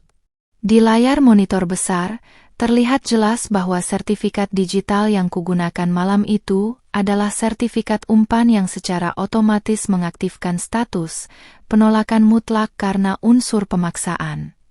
Kode enkripsi yang kubuat khusus itu juga langsung mengirimkan laporan otomatis ke peladan luar negeri milik firma hukum pribadiku begitu dokumen tersebut dicoba untuk diproses di perbankan. Fakta hukum ini membuktikan secara mutlak bahwa suamiku telah terjebak ke dalam sistem proteksi yang sengaja kusiapkan untuk menangkap basah para pelaku kejahatan kerah putih. Ini adalah tindakan manipulasi yang disengaja oleh pelapor untuk menjebak klien saya. Teriak pengacara suamiku dengan suara yang meninggi, mencoba melakukan pembelaan terakhir yang terdengar sangat dipaksakan. Penyidik senior itu menggelengkan kepala perlahan, lalu mengetuk meja dengan pulpennya untuk menenangkan suasana ruangan yang mulai memanas akibat kepanikan pihak lawan. Penyidik menjelaskan bahwa secara hukum, tindakan yang kulakukan adalah bentuk perlindungan aset yang sah dari sistem keamanan perusahaan terhadap aktivitas mencurigakan. Justru tindakan kliennya lah yang memenuhi unsur pidana murni, karena secara sadar mencoba mencairkan dana 2 miliar rupiah menggunakan dokumen yang tidak valid secara sistem. Suamiku tiba-tiba mendongak, menatapku dengan mata yang berkaca-kaca penuh penyesalan, seolah-olah berharap aku akan mencabut laporan ini demi kenangan pernikahan kami. Rania, tolong, aku hilaf. Aku melakukan ini semua karena merasa tidak pernah dihargai sebagai suami di perusahaan itu, ucapnya dengan suara yang bergetar hebat, mencoba mencari pembenaran atas kebusukannya. Kalimat itu terdengar begitu menggelikan di telingaku, mengingat bagaimana dia dengan sangat tega menyusun draft perceraian yang berniat membuatku jatuh miskin tanpa sepeser pun harta. Aku tidak mengeluarkan sepatah kata pun untuk merespons ucapannya, hanya membuang muka ke arah jendela luar, menutup rapat-rapat pintu maaf yang sudah dihancurkannya sendiri. Pengacara pribadi yang mendampingiku sejak tadi kemudian menyodorkan sebuah map dokumen baru ke hadapan penyidik dan pengacara suamiku sebagai langkah penutup persidangan hari ini. Dokumen tersebut adalah gugatan pembatalan perkawinan serta pemecatan tidak hormat suamiku dari seluruh struktur organisasi perusahaan IT milikku yang berlaku sejak menit ini. Dengan adanya dokumen resmi ini, dia tidak lagi memiliki hak hukum apapun untuk mengatasnamakan perusahaan atau sekadar menginjakkan kaki di area kantor pusat kami. Pengacara suamiku membaca lembar demi lembar gugatan tersebut dengan tangan yang ikut gemetar, menyadari bahwa peluang mereka untuk menang di pengadilan manapun sudah tertutup rapat. Penyidik senior kemudian menutup sesi pemeriksaan hari ini dengan menyatakan bahwa status suamiku kini resmi dinaikkan dari saksi terlapor menjadi tersangka utama kasus penggelapan aset. Mengingat ancaman hukuman pidananya di atas 5 tahun dan adanya kekhawatiran tersangka akan menghilangkan barang bukti digital lainnya, pihak kepolisian memutuskan untuk melakukan penahanan sementara. Mendengar keputusan tersebut, suamiku langsung lemas dan hampir tersungkur dari kursinya jika tidak ditangkap oleh petugas kepolisian yang berjaga di dalam ruangan. Dua orang petugas berseragam langsung melangkah mendekat, mengeluarkan borgol besi dari pinggang mereka, dan memasangkannya di kedua pergelangan tangan pria yang dulu sangat kuhormati itu. Aku berdiri dari kursiku dengan perlahan, membetulkan posisi blazer kerjaku agar tetap terlihat rapi dan elegan di depan semua orang yang berada di ruangan tersebut. Aku berjalan mendekati suamiku yang kini tertunduk lesu dengan tangan terborgol, menatapnya untuk yang terakhir kali sebelum dia dibawa masuk ke dalam sel tahanan sementara. Dari jarak sedekat ini, aku bisa melihat air mata penyesalan mulai mengalir membasahi pipinya yang pucat, namun hal itu tidak sedikit pun menggetarkan ketegasan di dalam dadaku. Kamu salah menilai aku, Mas. Hijab dan penurutnya aku bukan berarti aku bisa kamu injak-injak dan kamu bodohi sesukamu, bisikku lirih tepat di samping telinganya. Aku melangkah keluar dari markas kepolisian dengan langkah kaki yang terasa sangat ringan, disambut oleh udara siang yang mulai cerah setelah didera hujan sejak pagi hari. Di dalam mobil perjalanan menuju kantor, aku memandang keluar jendela dengan perasaan puas yang luar biasa, mengetahui bahwa satu persatu benalu di hidupku telah berhasil dibersihkan. Perjalanan ini belum sepenuhnya selesai karena masih ada sidang pengadilan perceraian resmi yang harus kuhadapi dalam beberapa minggu ke depan untuk melegalkan statusku. Namun, dengan suamiku yang kini mendekam di balik jeruji besi, aku tahu bahwa kendali penuh atas masa depanku telah kembali sepenuhnya ke dalam genggamanku, dan aku sudah berada 10 langkah di depannya. Sore harinya, aku duduk sendirian di ruangan kerjaku, memandangi hamparan pemandangan kota Jakarta yang mulai temaram ditelan senja dari balik jendela kaca besar yang menjulang dari lantai hingga langit-langit. Ponsel khususku bergetar sekali, menampilkan pesan dari ibu mertuaku, ibu dari pria yang saat ini sedang mendekam di balik jeruji besi Mapolres. Pesan itu berisi rentetan kalimat makian yang menuduhku sebagai istri durhaka, sombong, dan tega memenjarakan suami sendiri hanya karena urusan bisnis keluarga. Aku membaca setiap baris kalimat penuh emosi itu dengan ekspresi datar tanpa sedikit pun merasa terluka atau berniat untuk membalasnya dengan ketikan yang sama kasarnya.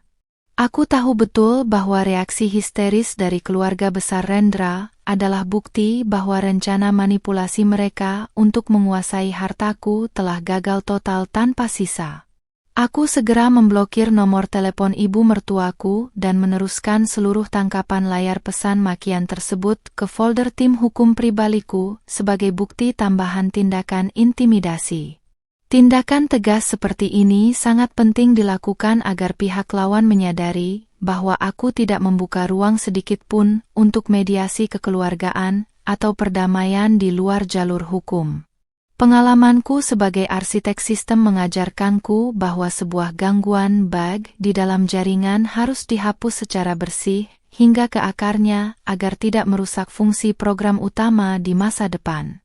Rendra dan seluruh ego keluarga besarnya adalah gangguan terbesar dalam hidupku yang harus segera dielementasi tanpa ada rasa kasihan yang tersisa di dalam dada.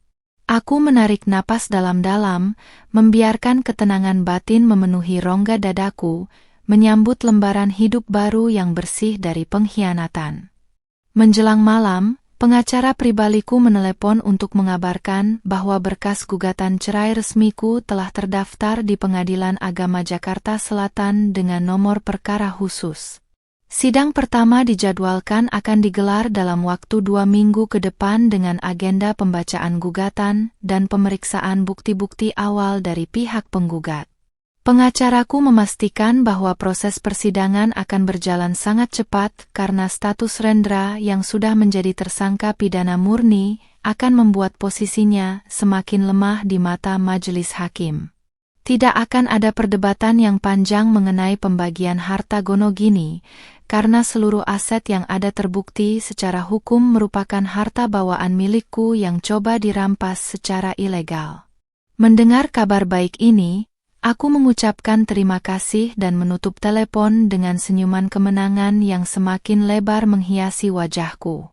Aku merapikan barang-barang kerjaku ke dalam tas, mematikan lampu ruangan, dan melangkah keluar menuju lift dengan pengawalan yang tetap siaga di sampingku.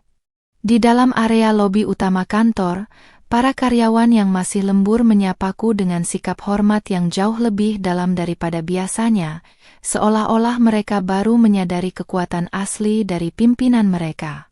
Tampilan bersahajaku dengan jilbab modern tidak lagi dilihat sebagai simbol kelemahan yang bisa dimanfaatkan, melainkan sebagai lambang ketegasan seorang wanita yang menguasai jalannya permainan. Aku membalas sapaan mereka dengan anggukan santun dan senyuman ramah seperti biasa, menjaga agar atmosfer profesional di tempat kerja tetap terjaga dengan sangat baik.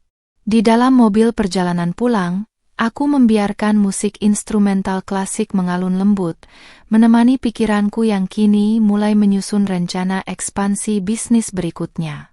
Sesampainya di rumah mewah kami yang kini terasa sangat sunyi dan lapang tanpa kehadiran Rendra, aku melangkah masuk dengan perasaan damai yang belum pernah kurasakan selama berbulan-bulan.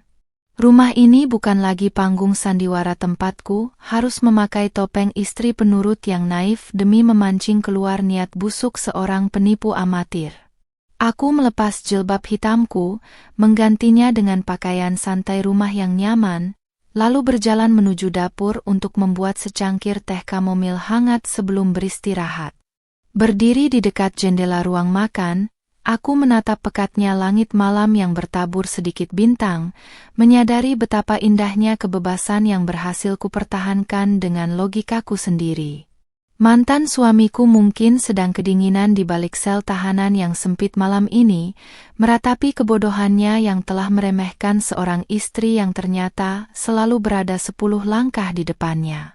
2 hari berlalu sejak operasi pembersihan internal di kantor selesai dilakukan, namun gema dari badai hukum yang kuciptakan masih menyisakan getaran yang kuat di lingkungan keluarga besar Rendra. Pagi ini, aku terpaksa harus kembali mendatangi markas kepolisian karena pihak penyidik membutuhkan tanda tangan tambahanku pada berkas berita acara pemeriksaan lanjutan. Jilbab voal premium berwarna coklat gelap membingkai wajahku dengan sangat pas, memberikan kesan tenang namun tak tersentuh bagi siapapun yang memandang. Ketika aku berjalan melewati koridor ruang tahanan bersama pengacara pribadiku, langkah kakiku terasa begitu ringan dan tanpa beban, sangat bertolak belakang dengan atmosfer suram tempat tersebut. Di ujung lorong, seorang petugas berseragam membimbingku menuju sebuah ruangan berkaca tebal tempat para tahanan diizinkan menemui pengunjung mereka dalam pengawasan ketat. Di balik kaca pembatas yang buram, Rendra sudah duduk menunggu dengan mengenakan baju tahanan berwarna oranye mencolok yang tampak sangat longgar di tubuhnya yang kini terlihat kurus. Rambutnya yang biasanya ditata rapi dengan gaya undercut kini tampak kusut masai, dan janggut tipis di dagunya dibiarkan tumbuh berantakan tanpa terurus. Begitu melihat kedatanganku, dia langsung menegakkan punggungnya dan menempelkan kedua telapak tangannya ke kaca pembatas dengan tatapan mata yang memancarkan keputusasaan yang teramat dalam. Aku duduk dengan tenang di kursi besi yang disediakan, meletakkan tas tanganku di pangkuan, lalu meraih gagang telepon interkom yang menjadi satu-satunya alat komunikasi kami di ruangan kedap suara ini. Aku menarik napas dalam-dalam, menatap lurus ke dalam sepasang matanya yang kini dipenuhi oleh penyesalan yang sudah terlambat untuk dimaafkan. "Rania, tolong cabut laporannya. Aku mohon, Mas nggak akan kuat kalau harus lama-lama di tempat seperti ini." Suara Rendra terdengar sangat parau dan bergetar hebat dari balik pengeras suara interkom yang kupegang.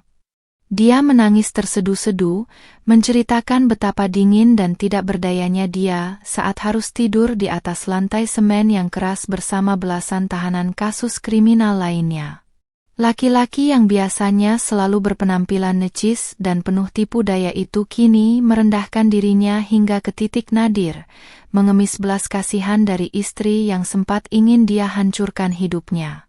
Aku mendengarkan seluruh keluh kesahnya dengan ekspresi wajah yang tetap datar, tanpa ada sedikit pun rasa iba atau kehangatan yang tersisa di dalam lubuk hatiku untuknya. Bagiku, seluruh ratapan dan air matanya siang ini hanyalah sebuah bentuk pertunjukan teater murah lainnya yang sengaja dia mainkan demi meloloskan diri. Setelah dia selesai berbicara panjang lebar sambil menyeka air matanya dengan lengan baju oranyenya, aku mendekatkan gagang telepon ke mulutku untuk memberikan jawaban yang telak. Aku menjelaskan dengan nada suara yang sangat tenang dan terukur bahwa hukum bukan sebuah permainan anak-anak yang bisa dimulai dan dihentikan sesuka hati sesuai keinginan pelaku kejahatan. Aku mengingatkannya kembali pada lembar demi lembar draft dokumen perceraian serta rencana busuk pengambilan aset perusahaan IT yang sempat dia simpan dengan rapi di direktori laptopnya. Saat kamu mengetik rencana untuk membuatku menjadi gelandangan miskin, apakah kamu pernah memikirkan bagaimana perasaanku, Mas? Tanyaku lirih namun syarat akan penekanan yang membuat lidahnya mendadak keluh untuk menjawab. Rendra terdiam 1000 bahasa, kepalanya kembali tertunduk dalam-dalam menatap lantai ruangan seolah-olah sedang menyadari bahwa seluruh senjata manipulasinya tidak lagi mempan menghadapi diriku. Pengacara pribadinya yang duduk di sudut ruangan mencoba menyela pembicaraan kami, menawarkan sebuah opsi perdamaian berupa pengembalian seluruh dokumen dan kompensasi finansial dalam jumlah tertentu.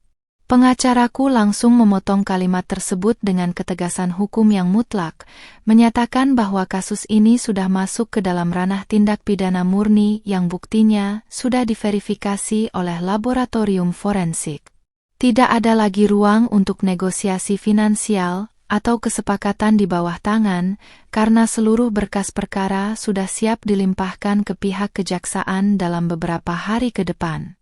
Mendengar penegasan dari tim hukumku, Rendra mendongak kembali dengan wajah yang kini memancarkan kepasrahan yang total dan rasa frustrasi yang mendalam karena semua jalurnya telah tertutup.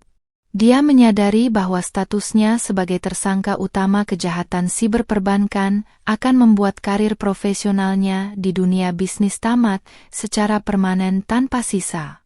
Aku meletakkan kembali gagang telepon interkom ke tempatnya, menandakan bahwa sesi pertemuan singkat kami hari ini telah selesai dan tidak ada lagi yang perlu dibicarakan di antara kami. Aku berdiri dari kursi besi, merapikan kembali lipatan jilbabku dengan keanggunan seorang pemenang yang tidak akan pernah menoleh ke belakang lagi demi masa lalunya yang kelam. Saat aku berbalik badan untuk melangkah keluar ruangan, aku bisa mendengar suara ketukan keras pada kaca pembatas dari arah belakang yang dilakukan Rendra untuk memanggilku kembali. Namun, aku terus berjalan maju tanpa memedulikan panggilannya, membiarkan petugas sipir menarik tubuhnya kembali masuk ke dalam blok sel tahanan yang gelap dan pengap. Di luar gedung Mapolres, sinar matahari siang yang terik menyambut kedatanganku, memberikan kehangatan nyata yang seolah ikut merayakan keberhasilanku dalam mempertahankan hak mutlakku. Aku masuk ke dalam mobil dengan perasaan yang jauh lebih bersih, merasakan kepuasan batin yang luar biasa karena telah memberikan pelajaran berharga bagi pria yang meremehkan kekuatan seorang wanita. Perjalanan pulang kulanjutkan dengan mampir ke kantor firma hukum pribadiku untuk memeriksa kesiapan dokumen-dokumen yang akan dibawa ke pengadilan agama minggu depan. Di sana, tim hukumku telah menyusun berkas tuntutan cerai secara komprehensif, lengkap dengan lampiran surat keputusan penahanan Rendra dari pihak kepolisian sebagai bukti pendukung utama. Struktur dokumen hukum yang rapi ini akan membuat majelis hakim tidak memiliki alasan hukum apapun untuk menunda proses pemutusan hubungan pernikahan kami berdua. Hak asuh atas seluruh aset bawaan serta kepemilikan saham mutlak perusahaan IT milikku dipastikan akan tetap aman berada di bawah yurisdiksi perlindungan hukum pribadiku. Aku menandatangani berkas gugatan akhir tersebut dengan goresan pena yang mantap, melepaskan ikatan pernikahan yang selama ini menjadi racun dalam hidupku. Sore harinya, aku menyempatkan diri untuk berjalan-jalan di area taman kota yang asri di dekat pusat perbelanjaan, menikmati momen kesendirianku yang kini terasa sangat berharga. Mengenakan pakaian muslimah modern bernuansa kasual, aku melangkah di antara rimbunnya pepohonan hijau sembari menghirup udara sore yang segar tanpa ada lagi rasa cemas yang menghantui pikiran. Orang-orang yang berpapasan denganku hanya melihat seorang wanita muda bersahaja yang tampak tenang, tanpa tahu bahwa aku baru saja menumbangkan sebuah konspirasi pengkhianatan besar. Kekuatan sejati seorang perempuan tidak terletak pada seberapa keras dia menunjukkan kemarahannya, melainkan pada seberapa cerdas dia menggunakan logikanya untuk mengendalikan situasi di balik layar. Ketika malam mulai menjemput dan lampu-lampu taman mulai dinyalakan satu persatu, aku berjalan kembali menuju area parkir mobil dengan senyuman yang terus menghiasi bibir manisku. Rumah mewah yang menungguku di rumah kini telah sepenuhnya menjadi tempat perlindungan yang aman, bersih dari segala bentuk intrik, kebohongan, dan pengkhianatan dalam rumah tangga. Mantan suamiku mungkin harus menghabiskan malam-malam panjang berikutnya di balik jeruji besi yang dingin, meratapi keserakahannya yang berujung pada kehancuran dirinya sendiri. Sementara itu, aku sudah bersiap untuk menyambut hari esok dengan lembaran hidup baru yang cerah, memimpin perusahaanku menuju puncak kesuksesan tertinggi, selalu berada 10 langkah di depan dari siapapun yang mencoba menjatuhkanku. 2 minggu berlalu dengan sangat cepat, membawa kalender kehidupan kami pada hari yang paling dinanti-nantikan, sidang perdana perceraian di Pengadilan Agama Jakarta Selatan. Aku turun dari mobil dengan langkah tegap, mengenakan setelan tunik panjang berwarna marun yang dipadukan dengan hijab voal premium senada yang membingkai wajahku dengan rapi dan tegas. Puluhan pasang mata pengunjung pengadilan sempat tertuju pada kedatanganku yang didampingi oleh tim pengacara berwibawa, namun aku tetap berjalan lurus dengan pandangan mata yang tenang tanpa keraguan. Di sudut koridor tunggu yang ramai, aku melihat keluarga besar Rendra berkumpul dengan raut wajah masam dan penuh kebencian yang langsung mereka arahkan kepadaku begitu aku melintas. Namun, keberadaan mereka tidak lebih dari sekadar kerikil kecil di mataku, karena aku tahu bahwa secara hukum, posisi mereka sudah hancur bahkan sebelum persidangan dimulai. Pintu ruang sidang utama akhirnya terbuka, dan petugas pengadilan memanggil nomor perkara kami dengan suara yang lantang membelah kegaduhan ruang tunggu. Aku melangkah masuk terlebih dahulu, mengambil posisi duduk di kursi penggugat sebelah kanan, sementara kursi tergugat di sebelah kiri masih tampak kosong melompong untuk beberapa saat. Tak lama kemudian, pintu belakang ruang sidang terbuka dan 2 orang petugas kejaksaan mengawal Rendra masuk dengan tangan yang tidak lagi diborgol namun mengenakan rompi tahanan merah. Penampilannya hari ini terlihat jauh lebih mengenaskan daripada saat pertemuan kami di kantor polisi. Tubuhnya tampak semakin ringkih dan jalannya sedikit membungkuk seolah menanggung beban rasa malu yang teramat berat. Dia duduk di kursinya dengan kepala yang terus menunduk dalam, tidak berani melirik sedikit pun ke arah kursi tempatku duduk dengan anggun.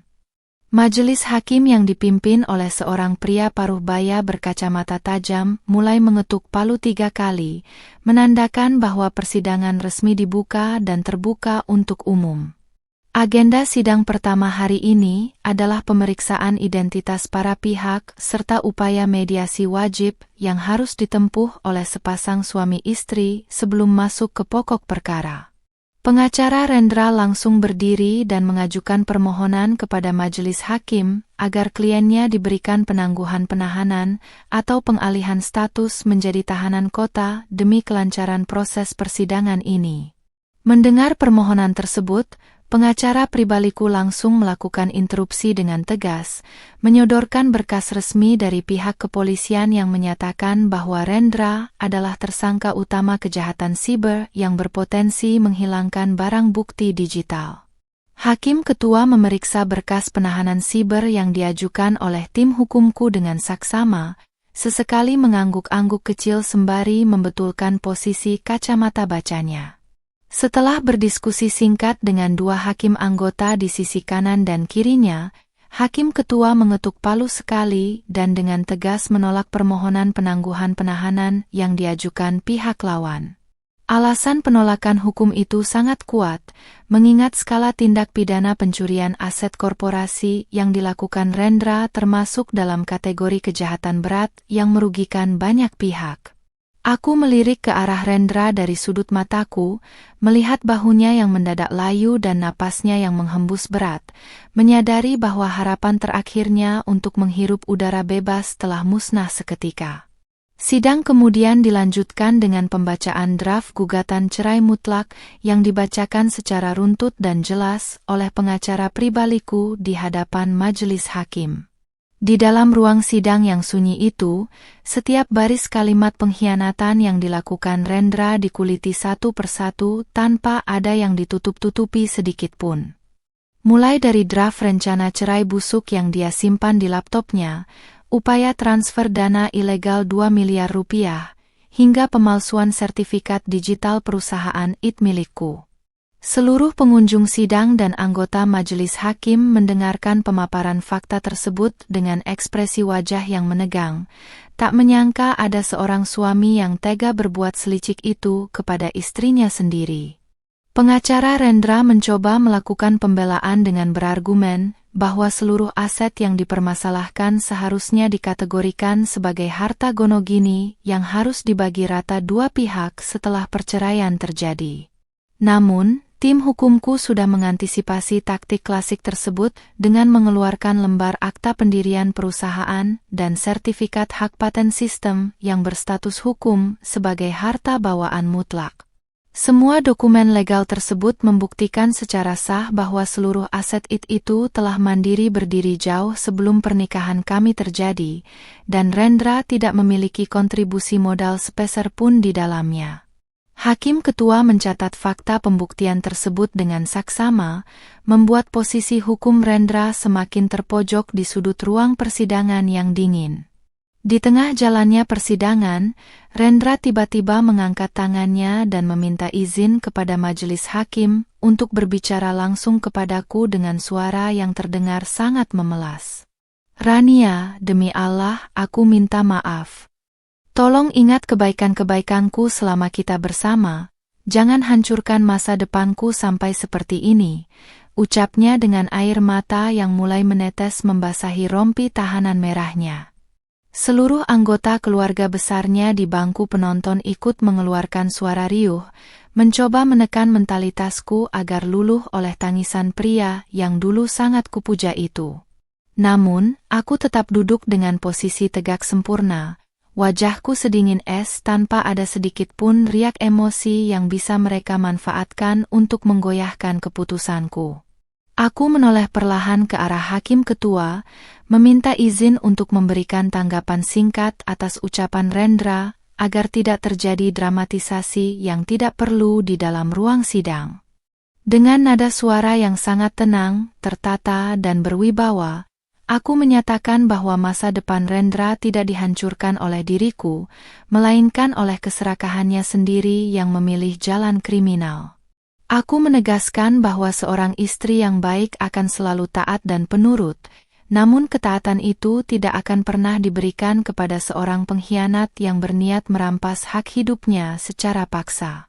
Kalimat tegas yang keluar dari mulutku langsung membungkam seluruh kegaduhan di bangku penonton, membuat suasana sidang kembali tertib di bawah kendali penuh majelis hakim. Setelah mendengar pemaparan dari kedua belah pihak, Hakim Ketua akhirnya memutuskan bahwa proses mediasi dinyatakan gagal total karena tidak adanya titik temu kesepakatan di antara kami. Sidang ditunda untuk 2 minggu ke depan dengan agenda langsung masuk ke pembacaan keputusan sela dan pemeriksaan saksi-saksi ahli forensik digital dari pihakku.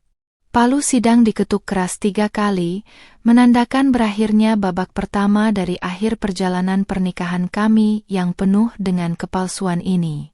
2 orang petugas kejaksaan langsung bergerak cepat mendekati kursi Rendra, memasangkan kembali borgol besi di tangannya, dan menuntunnya keluar menuju mobil tahanan yang sudah menunggu di luar. Aku berdiri dari kursi penggugat, merapikan jilbab marunku, lalu berjalan keluar dari ruang sidang dengan langkah kaki yang memancarkan aura kemenangan yang mutlak.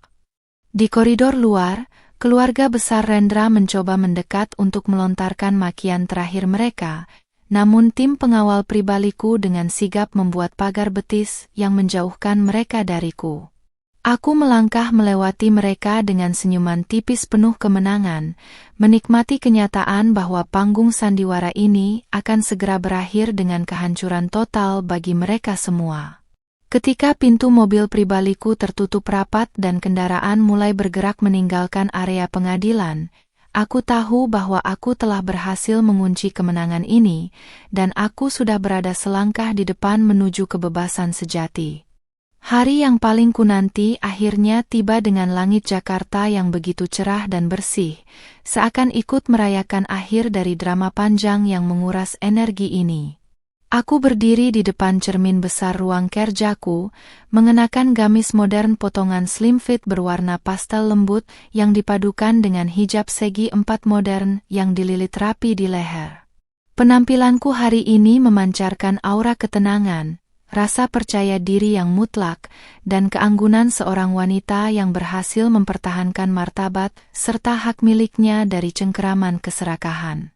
Di atas meja, sebuah dokumen resmi dengan segel merah dari Pengadilan Agama telah resmi terletak, menyatakan bahwa hubungan pernikahanku dengan Rendra telah putus secara hukum. Tidak ada lagi ikatan yang mengikatku dengan pria pengkhianat itu, dan seluruh tuntutan harta gonogini yang dia ajukan ditolak mentah-mentah oleh majelis hakim karena terbukti sebagai harta bawaan pribadiku.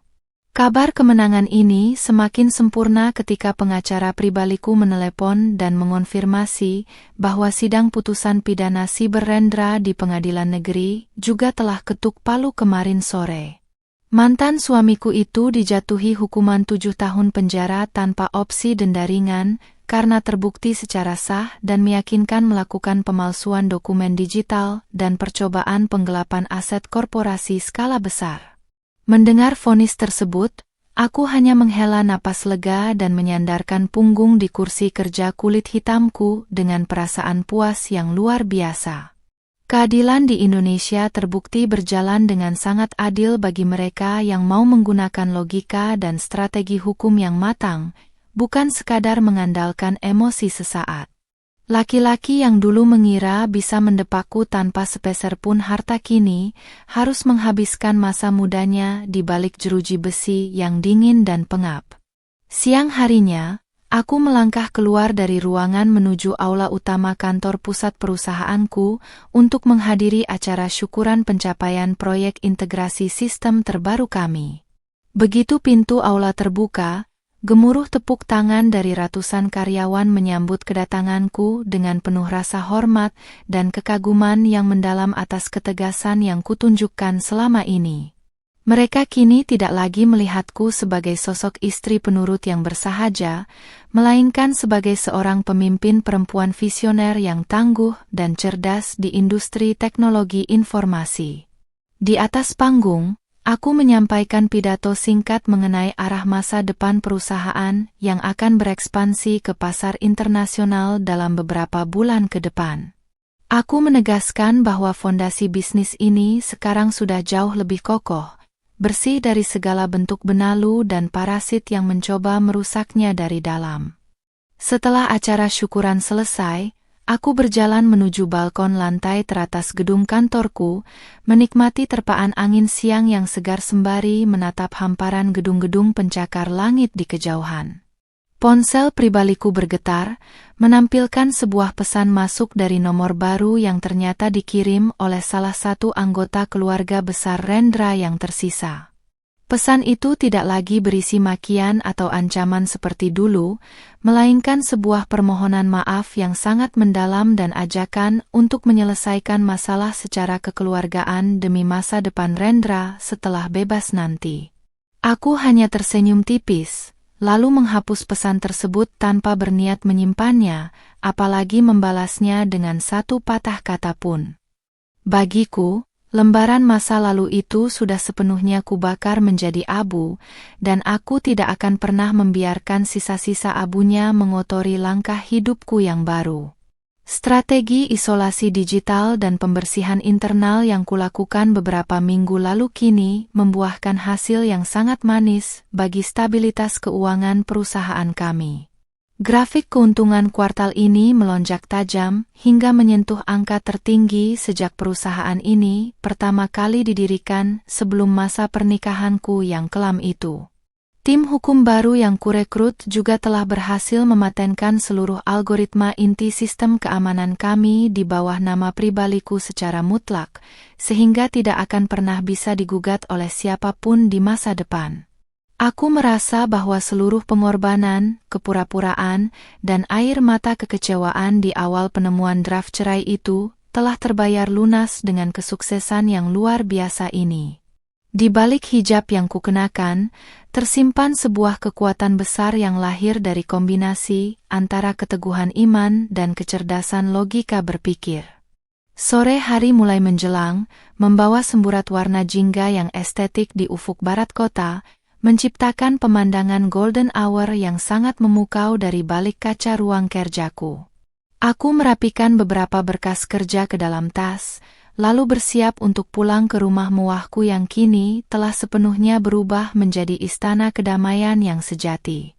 Di lobi kantor, sekretaris pribadiku mengingatkan jadwal pertemuan esok hari dengan beberapa investor asing dari Singapura yang tertarik menanamkan modal besar di perusahaan IT milikku. Aku mengangguk pelan sembari memberikan instruksi agar seluruh draft kontrak diperiksa secara berlapis demi menghindari celah sekecil apapun yang bisa merugikan bisnis kami. Langkah kakiku saat menuju area parkir terasa sangat mantap, mencerminkan kemandirian penuh seorang wanita yang memegang kendali atas takdir hidupnya sendiri. Di dalam mobil perjalanan pulang, aku sengaja mematikan radio dan menikmati keheningan jalanan kota yang perlahan mulai dipadati oleh kendaraan para pekerja yang pulang kantor. Keheningan ini tidak lagi terasa mencekam seperti malam saat aku meretas laptop Rendra untuk pertama kalinya. Kini keheningan ini terasa sangat menenangkan dan mendamaikan jiwa. Aku teringat betapa naifnya mantan suamiku itu, yang mengira kelembutan tutur kataku dan sikapku yang selalu mengalah adalah tanda dari kelemahan karakter yang mudah ditipu. Dia lupa bahwa di dunia teknologi informasi, seorang programmer handal tidak dinilai dari seberapa keras dia menggertak, melainkan dari seberapa mematikan baris kode yang dia eksekusi tanpa suara. Pernikahan yang dia rancang sebagai jebakan untuk merampas hartaku justru berbalik menjadi senjata makan tuan yang menghancurkan seluruh hidup dan masa depannya sendiri. Sesampainya di rumah, aku melangkah masuk ke dalam ruang tengah yang luas dan bersih, disambut oleh semilir angin sore yang masuk melalui pintu balkon yang sengaja kubuka sedikit. Rumah ini sekarang terasa sangat lapang, terbebas dari aura kemunafikan, kebohongan, dan sandiwara manis yang selama setahun ini terpaksa harus kusaksikan setiap hari. Aku melepas jilbab pastelku, menggantinya dengan pakaian rumah yang santai, lalu berjalan menuju dapur minimalis untuk menyeduh secangkir teh kamomil hangat kesukaanku. Berdiri di dekat jendela ruang makan, aku memandangi kerlap-kerlip lampu kota yang mulai menyala satu persatu di bawah kegelapan malam yang mulai turun. Rasa syukur yang tak terhingga membuncah di dalam dadaku, berterima kasih kepada Sang Pencipta, karena telah memberikan petunjuk dan ketegasan hati untuk mengambil keputusan yang tepat. Ponselku kembali bergetar sekali lagi, kali ini sebuah notifikasi dari aplikasi berita digital lokal yang memuat artikel tentang runtuhnya karir seorang pengusaha muda akibat kasus penipuan siber dalam rumah tangga. Artikel itu memuat foto Rendra dengan wajah yang disamarkan namun menggunakan rompi tahanan merah, menjadi konsumsi publik sekaligus peringatan keras bagi siapa saja yang mencoba bermain api dengan hukum. Aku menutup aplikasi tersebut dengan senyuman kemenangan yang tertahan, tahu bahwa nama baikku dan perusahaanku tetap bersih karena tim humas kami bergerak cepat meluruskan informasi. Pria yang pernah berjanji di depan wali nikahku untuk menjagaku ternyata berakhir menjadi musuh terbesar yang harus kutumbangkan demi keselamatan masa depanku sendiri.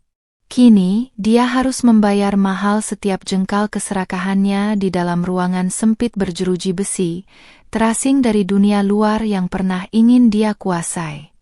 Malam semakin larut, membawa kedamaian mutlak yang menyelimuti seluruh sudut rumah mewahku yang kini terasa sangat sakral dan penuh berkah. Aku berjalan menuju kamar tidur utama, merebahkan tubuhku di atas kasur empuk dengan perasaan yang sangat ringan tanpa ada lagi beban kecurigaan yang menghantui pikiran. Esok pagi, aku akan terbangun sebagai seorang wanita merdeka, seorang pimpinan sukses yang siap membawa kerajaan bisnis miliknya terbang lebih tinggi di kancah internasional. Di balik penampilanku yang bersahaja sebagai seorang wanita berhijab, aku telah membuktikan bahwa logika dan strategi yang matang mampu meruntuhkan segala bentuk konspirasi busuk. Rendra telah kalah total dalam permainan catur yang dia mulai sendiri, sementara aku menjalani hidup baruku dengan kebahagiaan sejati, selalu berdiri tegak 10 langkah di depan.